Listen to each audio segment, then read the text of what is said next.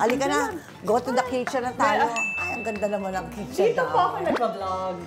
Dito ka Dito ako nagpa-vlog. Ang daming transformation. Nung umpisa po ng vlogging days ko, pandemic kasi po yun.